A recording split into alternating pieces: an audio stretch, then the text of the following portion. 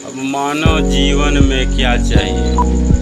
मानव जीवन को अच्छा बनाने के लिए क्या करना चाहिए?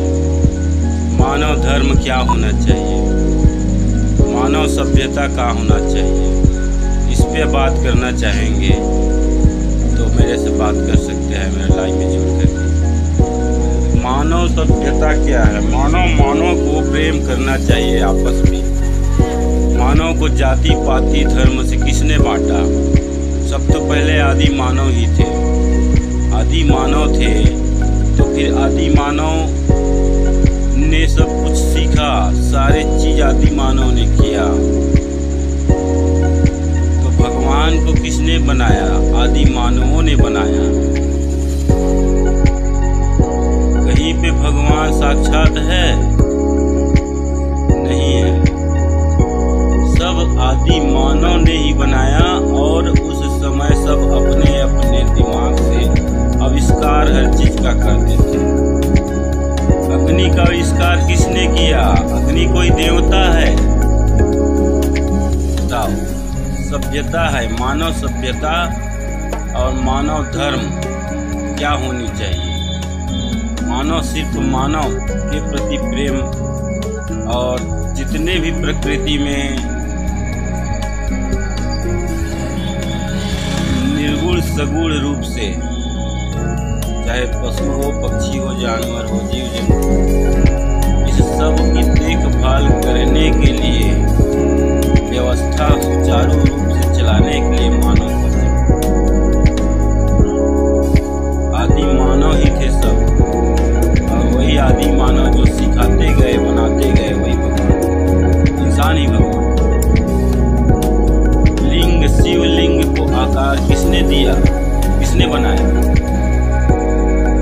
कहीं भी मंदिर देख लो, बड़ा बड़ा ज्योतिर्लिंग देख लो, उसमें सन लिखा होगा कि किस राजा ने बनाया, किस राजघराने के आदमी ने बनाया। मतलब कहने का ये है कि साक्षात किसी ने भगवान सब अपने निर्गुण सगुण आकार का आकार मस्तिष्क मन में ला करके प्रतिमा आदि बनाना सब सीखने लगा।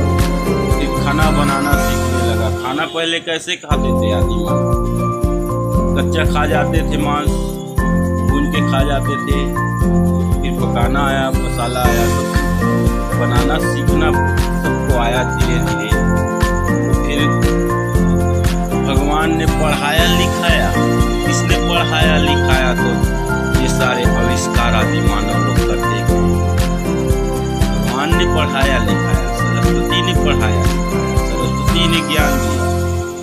ब्रह्मा की बेटी सरस्वती। अब उस पे नहीं जाएंगे, आदि मानव पे आते हैं। आदि मानव की सभ्यता कल्चर पे हम बात करेंगे, क्योंकि कई युगों से ही आदि मानव ही रहते आ रहे हैं। कई युगों से। डायनासोर की युग कभी था, तो सब युग है। तो भगवान का तो कभी जन्म हुआ कि नहीं हुआ, इसका प्रमाण कहीं मिल नहीं रहा है। खीर से तो कोई जन्म हो सकता है। अब हुआ होगा तो तुलसीदास जी ने क्यों नहीं लिखा कि किस मंत्र का उपयोग किया वशिष्ठ जी ने? तो अग्नि देवता के रूप में प्रकट होकर के खीर प्रदान किया। वो मंत्र आज कहीं भी नहीं है। अग्नि को बुलाने का मंत्र है, लेकिन उस मंत्र को आप कई लाख जाप करो तो भी उस आग का धधकता गोला, उससे कोई देवता प्रकट होके खीर नहीं दे सकता।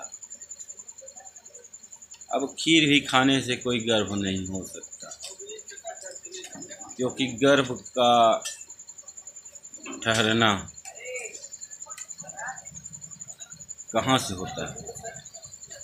शुक्राणु, बीजाणु, जो अंडाणु, जीवाणु, ये सारे चीज़ प्रकृति में जो बना है वो कहाँ से आता है? कहाँ से बनता है ये बीज? प्रकृति के खान पान से ही शरीर में प्रोटीन बनता है, खून बनता है, मांस बनता है, हड्डी बनता है। खान पान से प्रकृति के। कोई भगवान या खीर खाने से नहीं बनता। अब इसको कोई प्रमाणित कर देगा कि इस मंत्र को जाप करने से अग्नि देवता प्रकट हुआ और खीर दिया, तो ये नहीं है, कहीं भी नहीं मिलेगा। अब मिल जाए अच्छी बात है।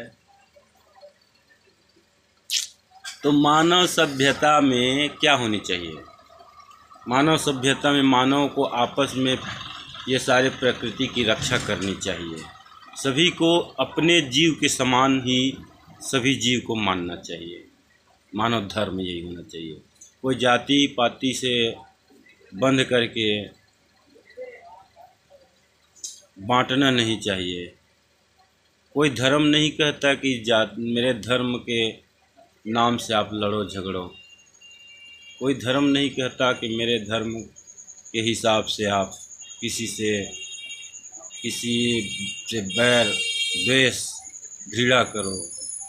कोई धर्म नहीं कहता कि लड़ाई झगड़ा करो, परमाणु बम हथियार एक दूसरे को जीतने के लिए, ऊपर नीचे दिखाने के लिए, विनाश करने के लिए उपयोग करो।